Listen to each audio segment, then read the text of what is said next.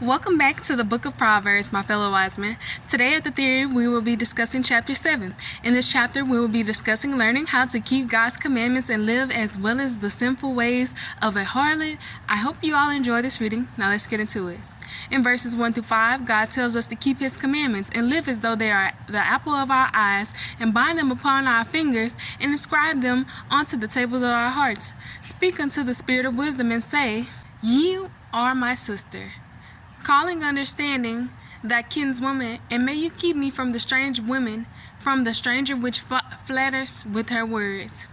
Now we move on to verses 6 through 27, which gives us a clear description and depiction of the way of a harlot by telling us of an observation being made on a young man who met in the twilight, the black and dark of night, who was led into temptation by a harlot whose husband took their fortune and went on a business trip.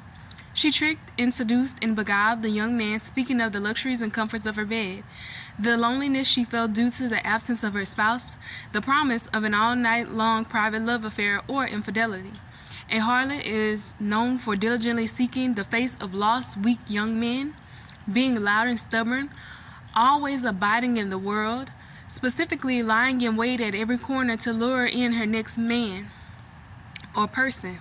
Beware of the woman who overindulges in and lives in a state of falsehood and lack of self-awareness, so you do not fall prey to the force of the deceitful, flattering lips. In verses 22 and 23, he says, He goeth after her straightway, and as an ox goeth to the slaughter, or as a fool to the correction of stocks, till a dart strike through his liver, as a bird hasty to the snare, and knoweth not that it is for his life.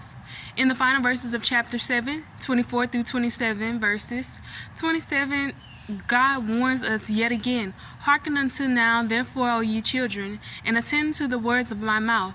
Verse 25 says, Let not your heart decline to her way, go not astray into her paths. And verse 26 says, For she has cast down many wounded, yea, many strong men have been slain by her. In 27 verse, they say, Her house is the way to hell, going down to the chambers of death. When God says she has slain strong men, He means as if by her deceptive ways and all men/women are strong. But when we stray away from God, we tend to make foolish decisions and even sometimes fall victim to the wicked devices of the evil man or woman.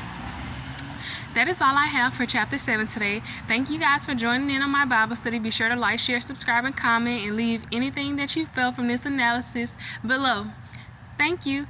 And don't forget, wise men tell the truth. Y'all have a good day.